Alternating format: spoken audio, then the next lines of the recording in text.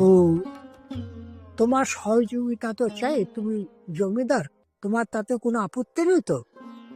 যেই ঘটনাটা, আমার গায়ের লোক কাটা দিচ্ছে, যেই ঘটনাটা এত যে রাইট মানে লেখক বই লিখছে বা কি এরকম হয়েছে, তারা কিন্তু এসব জানেও না, লিখেও নি, বলে তারা নিজেদের প্রচার করার জন্য অনেক কিছু করেছে। আমি সেই দিকে যাচ্ছি না। যাই হোক, মোটামুটি মহাসমারোহ ওই সময় লোকনাথ বাবা এই বৈশাখী পূর্ণিমাটা উদযাপন করলেন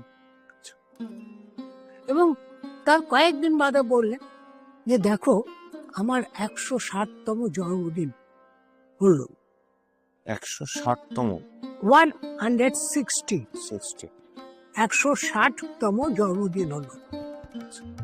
তখন উমেশচন্দ্র বা তথাকথিত তখনকার ভক্তরা ভাবলেন এই বৈশাখী পূর্ণিমায় হয়তো বাবা জন্মগ্রহণ করেছে।